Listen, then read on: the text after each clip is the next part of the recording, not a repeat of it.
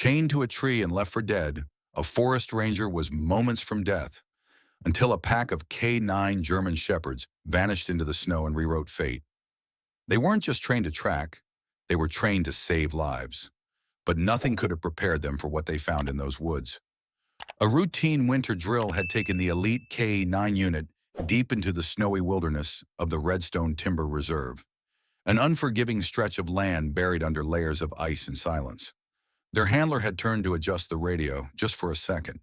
When he looked back, the dogs were gone, veered off course without command, chasing something no one else could see. But they weren't chasing prey. They were answering a call no human could hear. The 5 German shepherds, each with military-grade training, nerves of steel, and instincts sharpened by years of missions, moved with eerie precision through the frozen brush. Their coats, cloaked in frost, shimmered under the gray sky, and as they approached a twisted pine deep in the woods, they suddenly stopped. Chained to the base of that tree was a man, barely alive. His name was Logan West, a veteran forest warden who had spent 20 years protecting Redstone's terrain. But today, no badge adorned his chest. His uniform was torn and soaked, his face bloodied, and heavy chains had bound him to the tree like an offering to the storm. For 2 days, he'd hung there in brutal cold, unconscious, wounded, nearly forgotten by the world. Frost had bitten his cheeks. His wrists were raw where iron tore its skin. Snow had buried his boots, and blood had frozen along the line of his temple. He couldn't scream anymore. Even blinking took more strength than he had left, until he heard them. At first, he thought it was another hallucination, a trick of the cold. The forest had played those games before, but the sounds grew louder. Controlled steps, measured, not wolves, not wild, something different, something trained. And then they appeared. 5 German shepherds, their eyes gleaming amber in the dim light, emerged through the snowdrifts. They didn't bark. They didn't growl. They stopped and assessed. One of them, larger than the rest, bore a scar across his left brow. He stepped forward and stared directly into Logan's half-closed eyes. The dog didn't flinch. He sat, proud, still. Then he looked at the chains. Another shepherd sniffed the base of the tree. A third began circling in wide, sweeping arcs. Every move was tactical, coordinated. Logan's heart fluttered with the faintest hope. These weren't just dogs. These were soldiers. His lips cracked as he whispered, "Good boys." The scarred shepherd stepped closer and barked once, loud and clear. It echoed through the woods like a signal flare. Then the unit split.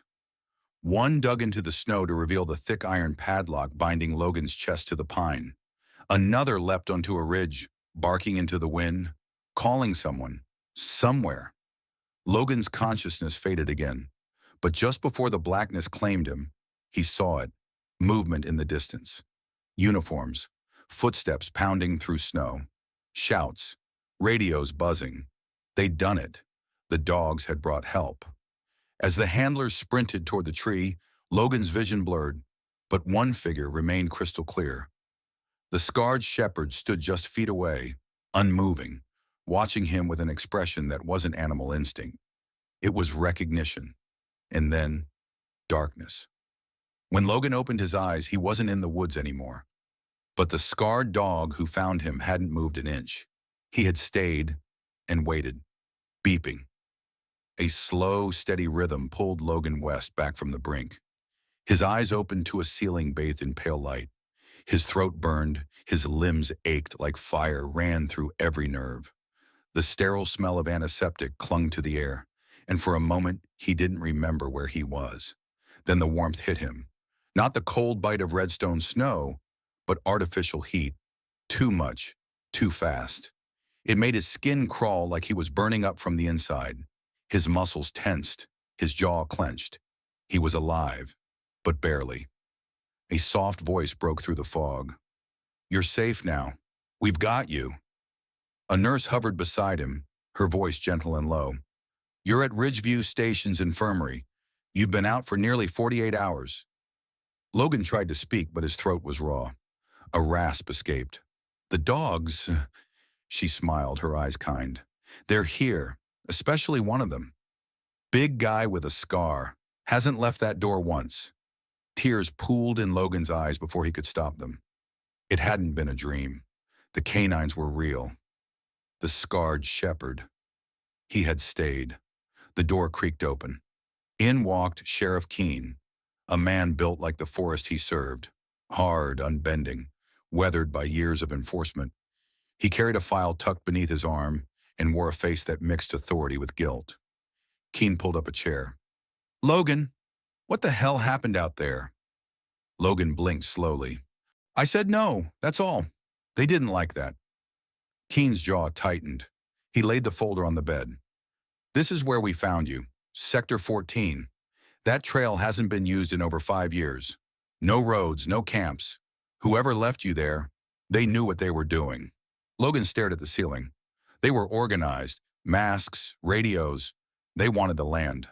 I refused, so they made an example. Keene's voice lowered. They almost succeeded.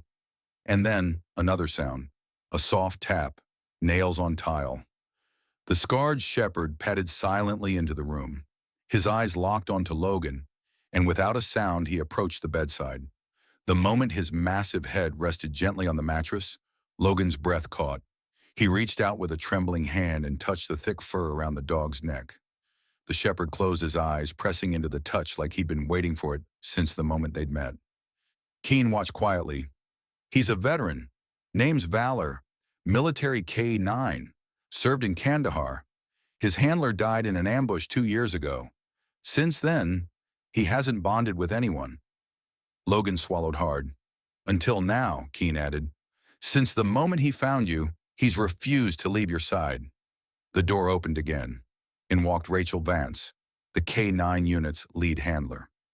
Young, sharp, and fiercely focused, she gave Valor a nod before speaking. "He's never acted like this. Not with anyone since deployment. It's like something cracked open inside him when he found you." Logan looked at the dog again. "He didn't rescue me," he said quietly. "He understood me." Rachel's voice softened. "He stayed by your side in the sled, even when we tried to lift you out. He wouldn't let anyone near unless you gave permission." Outside, snow tapped against the windows in soft, rhythmic waves. But inside, something warm began to settle. For the first time in days, Logan felt safe. But that peace didn't last long. A deputy barged through the infirmary door, face pale, voice shaking. "Sheriff, we found something." Keene stood fast. "What is it?" "Fresh tire tracks. Sector 14. Someone was back there last night. Chains cut. Same spot." The room froze. Logan's pulse quickened. "They came back," he said, his voice hoarse. "They think I'm still there." Valor lifted his head, ears perked, body stiff. The calm was over. The power had shifted. Someone wasn't finished, and Valor knew it before anyone else did. The ranger station, normally a place of order and protocol, now felt like it was holding its breath. Whispers moved through its narrow halls, carried by deputies with furrowed brows and weapons at the ready. Logan sat by the side window, wrapped in a thermal blanket, watching the snow fall like it held secrets. His ribs still throbbed. His wrists were bandaged. But it wasn't the pain that kept him awake. It was the knowledge that someone had returned to the scene.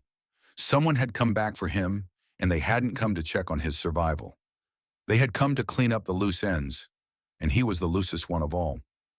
Valor lay stretched beside him like a statue carved from loyalty. Not sleeping, never sleeping. His ears twitched at every creak in the building, every voice in the next room, every gust of wind against the pane. Rachel entered quietly, holding a steaming mug of coffee. Her hair was still damp from the snow, her boots muddy. "They're bringing in federal investigators," she said, handing him the cup. "This isn't just poaching. It's deeper. Someone had maps, equipment, the kind of planning that doesn't happen overnight." Logan nodded slowly, eyes still on the snow outside. "Whoever chained me up, they weren't amateurs." He looked down at Valor, who remained still but alert. "And someone underestimated him." Rachel followed his gaze. "He wasn't supposed to be out there. None of them were. That training exercise wasn't scheduled for another week. It's like, she trailed off. Logan turned to her. Like what? Rachel hesitated, then said softly, like they weren't following orders. They were following something else. A pause filled the room. Not awkward silence, but the kind of pause born from realization. She knelt beside Valor and ran her hand along his shoulder. He hasn't left your side once. Even now, if I call, he won't move unless you say so. Logan took a sip of the bitter coffee. He reminds me of who I used to be. Before this.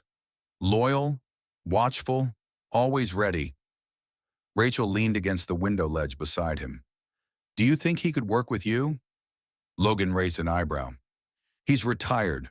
They said he was too damaged, unfit for field duty. He's never connected with anyone like this since losing his partner, Rachel said. But with you, something's different. If you wanted him, you'd have to train, rebuild trust from the ground up. Logan looked down at the dog, who was now staring directly at him. The kind of look that didn't need translation. If he's willing, Logan whispered, then I'm not letting him go. Before Rachel could answer, Valor lifted his head sharply and barked once. A sound so sudden and sharp it shattered the stillness like glass. What is it, boy? Rachel stood up fast. Another bark, louder. Then came a sound, faint but unmistakable. Metal scraping metal, from the back of the station. Logan stood, ignoring the flare of pain through his legs. Garage door, he said, grabbing the old emergency radio from the bench. He never got the chance to use it. The lights went out. Everything went black. Rachel drew her flashlight in one motion, sweeping the room with a shaky beam. Stay here, she said, but Valor growled low and blocked the door with his body. He doesn't want you going alone, Logan said. A flash passed by the window. A blur. Then the sound of breaking glass in the distance. Rachel raised her radio. We've got an intruder. South entrance. Repeat. A bang cut her off. Loud, echoing, too close. Logan reached for the emergency hatchet hanging on the wall. We need to move. Valor took point without hesitation, nose low, body stiff. They crept into the corridor, past dim outlines of old patrol maps and gear lockers. The backup generator hadn't kicked in. The station was running on adrenaline now. Then came the voice, a low growl of a man's voice, somewhere down the hall. I told you he wouldn't die out there. Logan's stomach turned to stone. They were inside, and this time, they weren't planning to leave witnesses. They thought he'd be broken. What they didn't count on was a dog trained for war and a man who refused to die. The station's walls seemed to close in tighter with every step. Logan gripped the hatchet tighter, its weight reassuring even though his arms still ached from the chains. Rachel followed behind him, sidearm drawn, flashlight cutting across shadows that danced like ghosts on the peeling walls. Every footstep echoed louder than it should have. Every creak of the floorboard sounded like a threat waiting to pounce. They reached the southern hallway first, empty. Then the storage bay, clear. The corridor leading to the generator room was the only place left unchecked, and that's when they heard it. Breathing. Not theirs. Logan raised a hand, signaling silence. Valor stopped instantly, muscles coiled, ears sharp. Logan leaned in close to Rachel. When we open that door, we won't know what's waiting. Rachel gave a single nod, steady, fearless. Logan kicked the door open. Nothing, or so it seemed. Rachel's flashlight swept through the room, old tools, scattered boxes, an overturned oil can, then a flash of metal behind the generator. Back, she shouted, but the attacker was already moving. A man lunged from the shadows, swinging a crowbar with both hands. Logan ducked instinctively. The weapon whooshed past his head, splintering a shelf behind him. Valor didn't hesitate. He launched forward, all fury and precision. His jaws clamped onto the attacker's arm with bone-crushing force. The crowbar clattered to the ground. The man screamed, wild and furious. "Stupid dog!" he yelled, thrashing. But Valor held firm. Logan surged forward, slamming his shoulder into the attacker and pinning him to the wall. "You thought I'd just die out there?" he growled. The intruder squirmed, but there was no escape. Rachel was already at his side, cuffing his free hand, weapon trained on his ribs. As she read him his rights, the man spat blood onto the floor and grinned. "You think I'm the only one?" Logan froze. Rachel's expression changed instantly. "Check the perimeter. Now." They left the man restrained and hurried back into the main corridor. Out the window, flashlights flickered in the distance, moving fast. Then the crack of gunfire shattered the quiet. Population, population, population. The station radio crackled to life. "Shots fired. West side. They're breaching the vehicle garage." Logan turned to Rachel. "They're not just here for me. They're here to wipe everything clean." Valor barked once, sharp and urgent, and bolted toward the main entrance. Logan didn't think. He ran after him. Outside, the wind howled like a warning, blowing snow into their faces as they sprinted through the narrow trail behind the garage. The world was white and frantic. In the clearing, two masked figures were trying to steal one of the snowmobiles. One engine had already roared to life. The other figure was shouldering a weapon. But Valor reached them first. He slammed into the driver's chest just as he was about to speed off. The man flew from the vehicle, landing hard in the snow. The second attacker turned, weapon raised. Logan hurled the hatchet. It spun through the air and cracked the man's hand with a dull thud. The gun dropped. Rachel tackled him seconds later, pinning him face down in the drift. The fight ended as fast as it began. Deputies swarmed in behind them, weapons drawn, voices shouting. The attackers were cuffed and hauled to their feet. But Logan didn't notice any of it. He was looking at Valor, who limped toward him, blood streaking down one leg. A bullet graze, high near the muscle. Still standing, still proud. Logan dropped to his knees in the snow and opened his arms. Valor leaned in, head against his chest, breath heavy. "You saved us again," Logan whispered. "You saved everyone." But even in that moment, something inside him shifted. This wasn't just a rescue. It was the start of something bigger. They tried to erase him, but in saving his life, Valor unearthed something even more dangerous. The truth. The snow kept falling, quiet and indifferent, but inside the ranger station, the air was thick with urgency. Deputies moved through the halls with a different rhythm now, more alert, more afraid. The intruders had been separated and restrained, but no one spoke above a whisper. The attack had rattled everyone, not just because it happened, but because of what it meant. This wasn't over. Logan sat beside Valor in the medical bay, gently stroking the dog's side as a paramedic cleaned the graze wound on his leg. It hadn't hit anything vital. A clean burn, they said. But Logan could feel the tension in Valor's muscles, pain hidden beneath silence. A soldier's kind of pain. "He should be sedated," the medic said softly. "No," Logan replied. He wouldn't take it anyway. Valor didn't even flinch when they wrapped the bandage. His eyes never left the door. Not once. Rachel entered quietly, holding a thick folder under her arm. Her jacket was soaked, her hair pulled back in a messy braid. She looked tired, like someone who'd seen too much and still had miles to go. "They won't talk," she said, closing the door behind her. "No names, no ID, no fingerprints. Like they were ghosts." Logan frowned. Ghosts with weapons, tactics, and a plan. Rachel handed him a smaller folder. "That's why I pulled this." Logan opened it. A printed access log, a permit, a signature.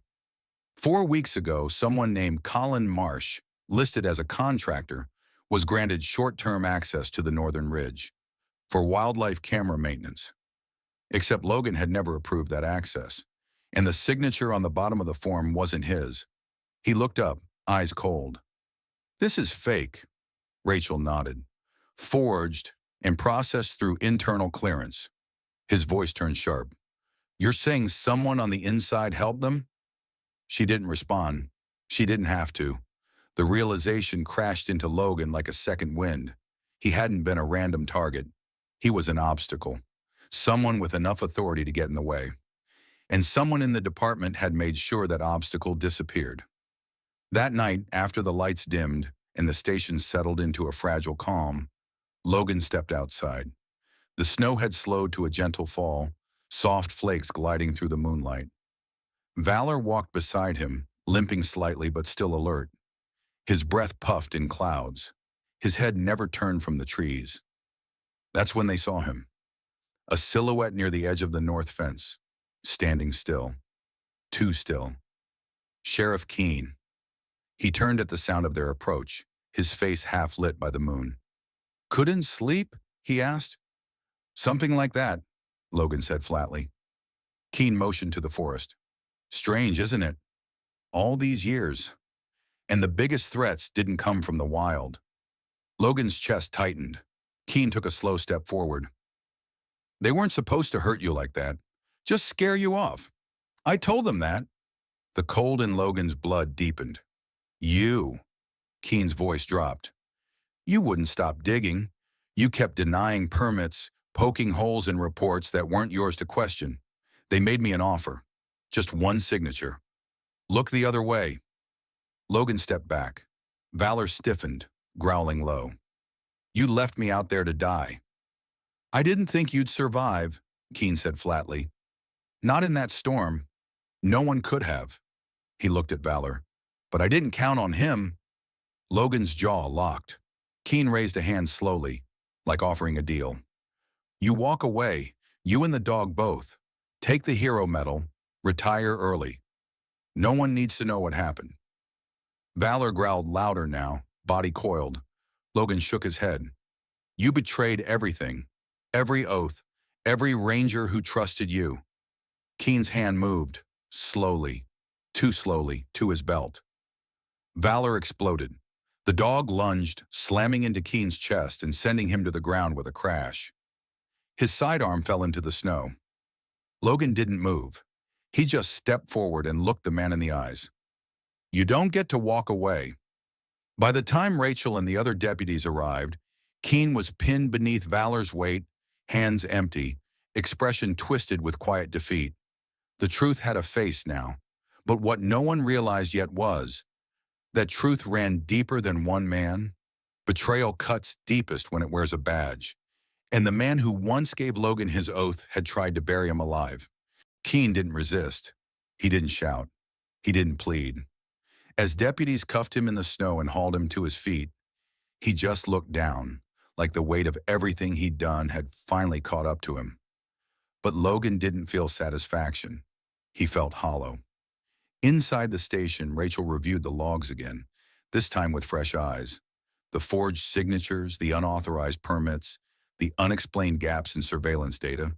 It was all there. Keene had been careful, but not careful enough to erase every breadcrumb.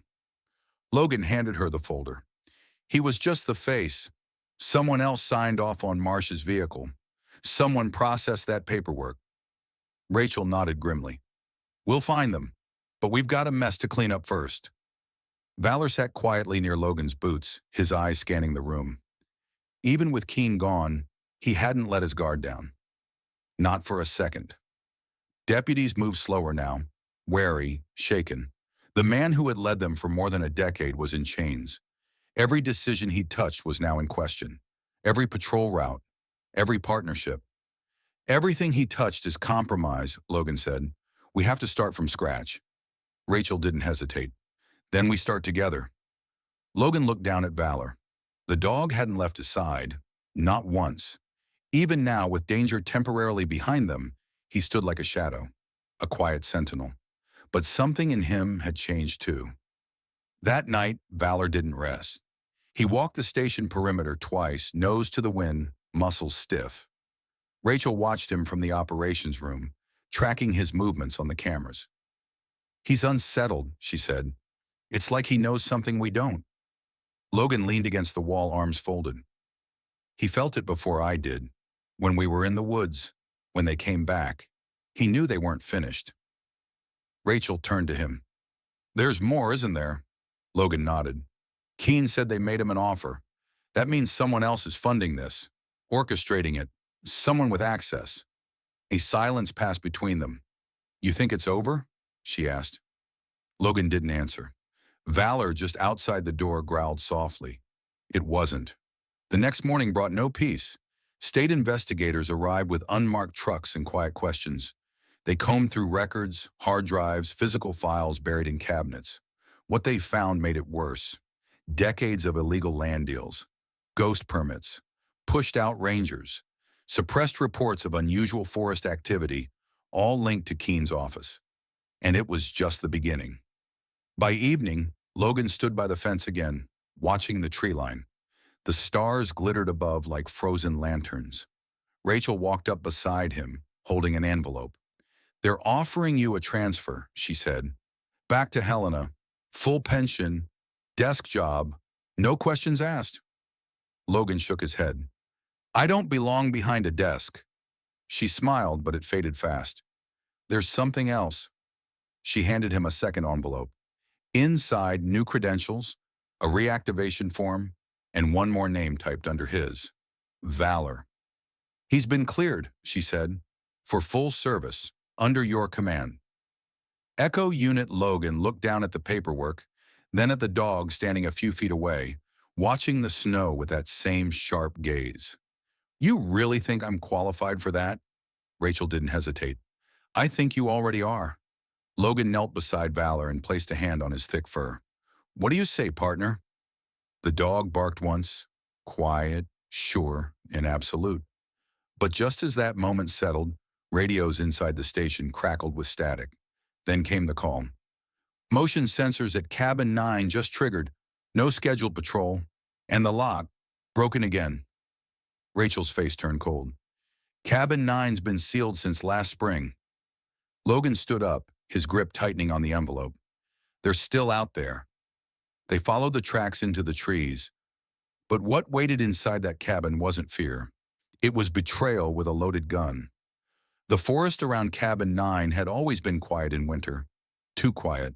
The patrol log said it was unsafe. Collapsed flooring, broken stove, structural risk. But Logan had never signed off on sealing it. That order had come from Keene, and now someone had broken in. By the time Logan, Rachel, and Valor reached the edge of the ridge, daylight was slipping behind the pines. The wind had picked up again, swirling loose snow around their boots. Cabin 9 stood ahead, half buried under drifts, but not forgotten. The lock on the door had been cut. Footprints, fresh ones, led in and out. They circled the property, then disappeared into the trees. Rachel raised her sidearm, voice low. "We're not alone." Valor jumped down from the truck before they could stop him. His nose went straight to the ground, ears rigid, tail still. Inside the cabin, the air was stale but not untouched. The stove was cold, but a few empty cans were stacked near the hearth. A cot had been recently used. Boots, food wrappers, and blood. A single streak along the wall, small but fresh. Rachel scanned the floor. "Somebody's been here recently, and they were injured." Logan moved toward the back room, Valor at his heel. The dog's muscles tensed at the doorway. He growled. Once. Then it happened. The shot. A single gunshot tore through the silence, splintering wood near the frame. Rachel ducked instantly, shouting, "Cover!" Logan dove behind the bunk, heart pounding. Valor yelped and collapsed, his leg kicking wildly. "Valor!" The dog whimpered, blood pooling fast beneath him. The shooter stepped into view, young, clean cut, and not wearing a mask this time. Logan recognized the face instantly. Deputy Mark Halley, one of Keene's most trusted men. "You should have stayed dead, Ranger," Halley sneered. "You think arresting Keene changes anything? He was just a puppet." Logan's hands tightened into fists. "You shot my dog." Halley didn't flinch. "That dog cost us everything." From the far hallway, Rachel crept silently, using the shadows. She stayed low, her pistol ready. Halley paced slowly, watching Logan like a hawk. "You think this land matters to anyone? The state? The government? It's just real estate. We made it worth something." Logan's voice was low and sharp. "At what cost?" "You turned your back on everything we swore to protect." Halley smirked. "You're not a hero, West. You're just a stubborn ranger who didn't know when to shut up." That's when Rachel struck. She moved like a shadow, fast, precise. A single blow to the back of Halley's leg dropped him to his knees. Before he could recover, her knee slammed into his ribs. The gun flew from his hand. She kicked it across the room. Hallie hit the floor, coughing, and Rachel had him cuffed before he could even finish swearing. Logan was already crawling to Valor. The dog was breathing, but barely. Blood soaked the cabin floor. "Stay with me, buddy," Logan whispered, pressing his jacket against the wound. "Don't you quit now." Rachel knelt beside them, voice steady. "We need to evac now. I'll radio ahead." Logan lifted Valor gently, cradling the dog like he weighed nothing. "Hang on," he whispered. "Just hang on." Back at the ranger station, the veterinary team was already waiting. They worked fast, wheeling Valor inside on a stretcher, barking orders and prepping for surgery. Logan followed every step, clothes soaked in blood, face unreadable. 2 hours passed. Rachel waited in the hallway, watching Logan pace like a storm bottled in a man. Then the door opened. "He'll make it," the vet said. "The bullet missed all major arteries. He's strong. Real strong." Logan's breath left his lungs in one hard wave. When they let him into the room, Valor opened his eyes slowly. Tired, groggy, but alive. The moment they locked eyes, Valor's tail wagged once. Weak but certain, Logan smiled through the tears. "You're coming home, partner." But deep down he knew someone had wanted this dog dead, and that meant someone else was still out there, watching. The bullet missed, but the message didn't. Valor was a target now, which meant the fight was far from over. The days that followed were slow, but never quiet. Valor remained in recovery at the K9 Center, his leg bandaged, his movement limited, but his spirit intact. He watched every person who entered the room like a soldier on duty, and Logan never left his side. Outside, winter began to loosen its grip. The snow receded in thin patches beneath tall trees, but something else was thawing too. A deeper truth. And it wasn't just about Keen or Hallie. It was about something older, darker, rooted into the land they were sworn to protect. Rachel entered the recovery room one afternoon with her laptop tucked under one arm and tension written all over her face. "You need to see this," she said. She dropped a flash drive onto the table. Logan inserted it and scanned through the contents. Video clips, permit logs, satellite overlays, all tied to Sector 12, a section of the reserve long marked as inactive. But in the files, it was anything but. "Motion triggers," Rachel said. "Set off 3 times in the last 2 months. Surveillance disabled an hour later every time. Someone's been in and out of that place." Logan narrowed his eyes. "They're using it." Rachel nodded. "We think Hallie was working with at least 2 more people, possibly from enforcement, maybe even state level. The operation's bigger than we thought." Logan leaned back, arms crossed. "We need to clean house. And we need to be quiet about it," Rachel added, "because if they know we're coming, they'll disappear." She handed him a folder marked Echo Unit. Inside, deployment plans, gear checklists, and a badge. His, newly minted, unit leader.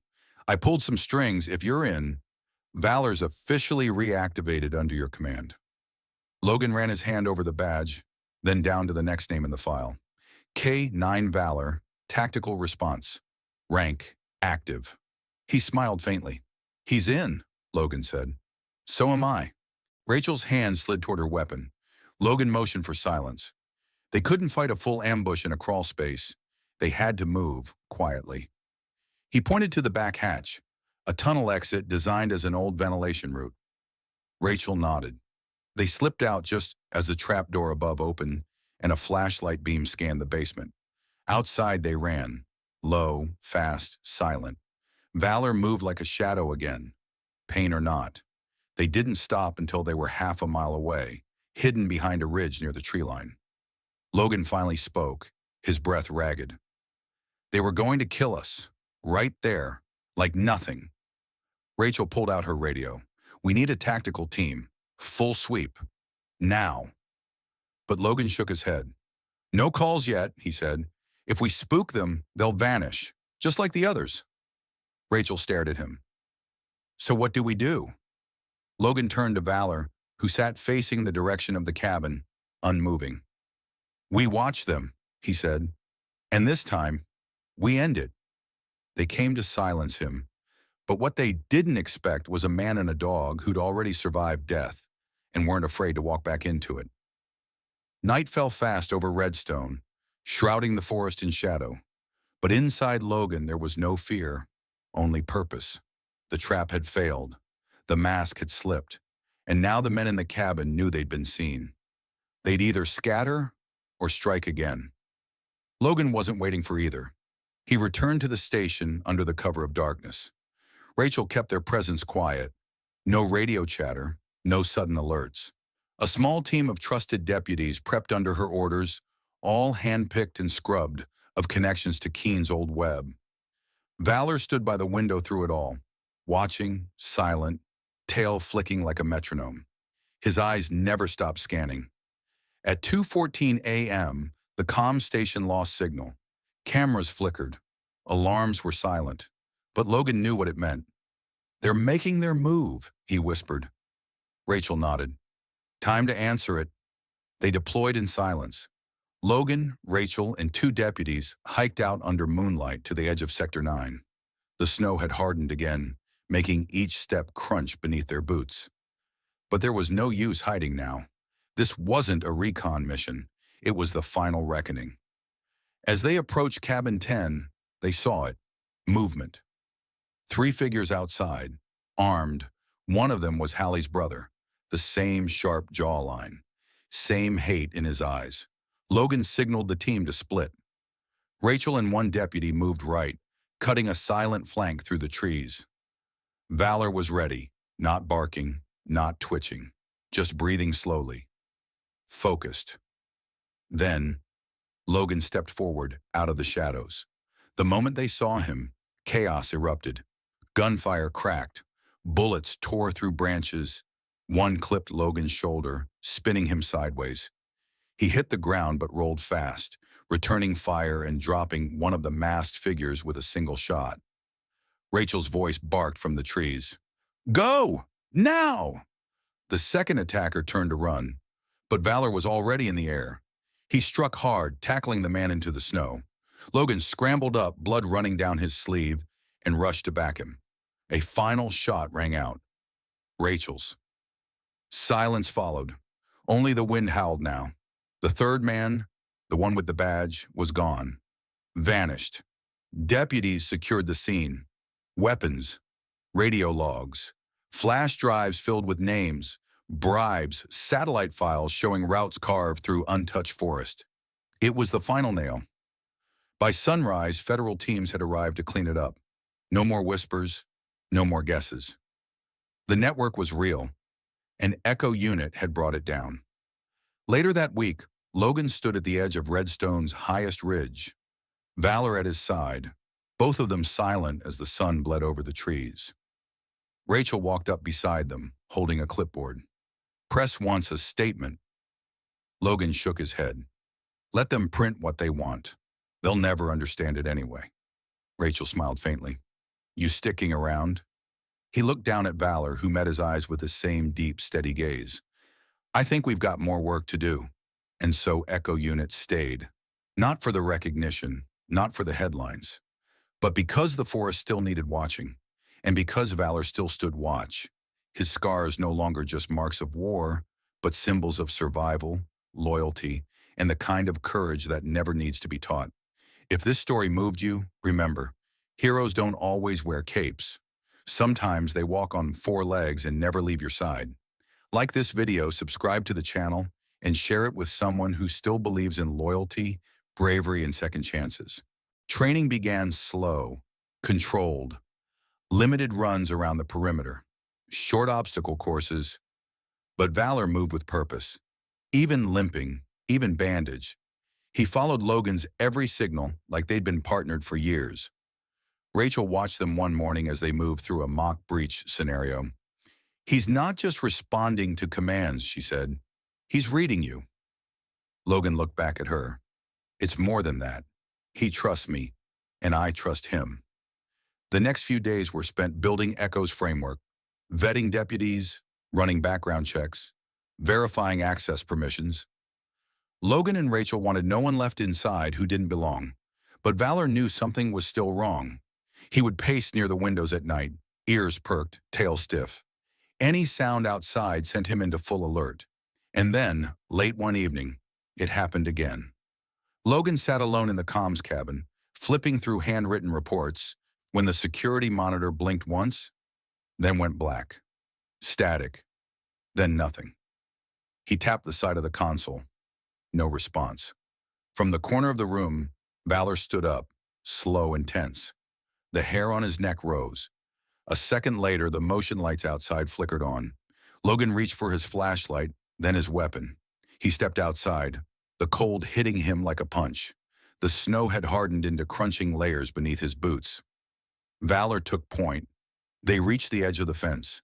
The trees beyond stood still, silent. But then, metal. The faintest clinking sound.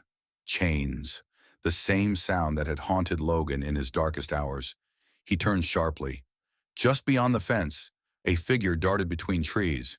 Too fast to track, too quiet to follow. "Hey," Logan shouted, "show yourself!" Silence. And then from the moonlight filtering through the pines, something gleamed. A silver badge. Not dropped, not lost, flashed, then gone. Valor growled, low and guttural. Logan lowered his weapon, heart pounding. Someone inside the system was still out there. Watching, listening, waiting. And now they knew Logan and Valor weren't going away. They followed the trail of lies deep into the forest. What they found inside Cabin 9 was never meant to see daylight. Logan barely slept that night. The image of that badge, so deliberately shown, burned into his thoughts. Whoever it was had clearance, confidence, and the kind of access that came from years of wearing a uniform.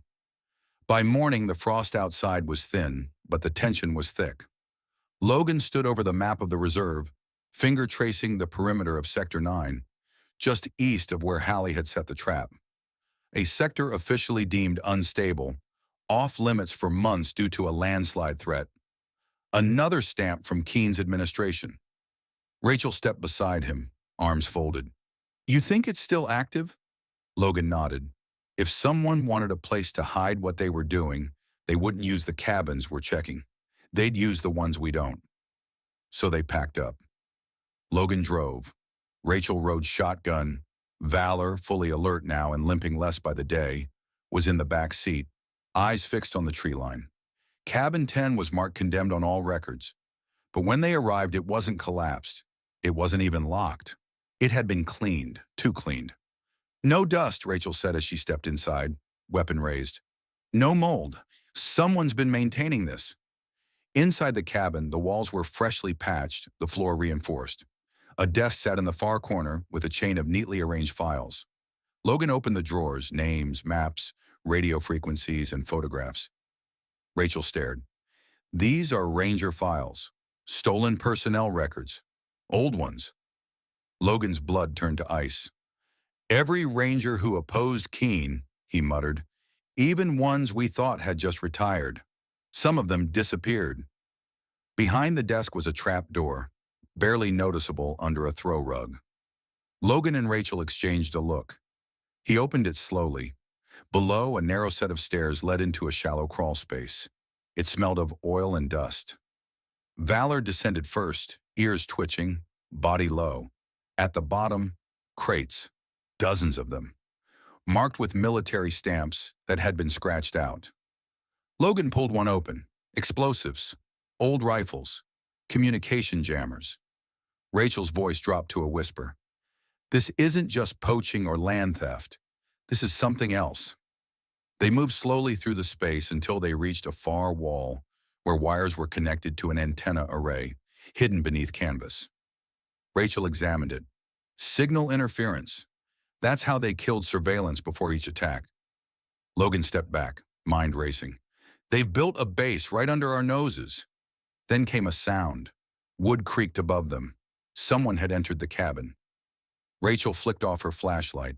They froze. Valor stood stiff, gaze locked on the ceiling. Heavy boots, 2 sets, walking slowly. Then, silence, and a voice. "Find what he knows, then bury it with him.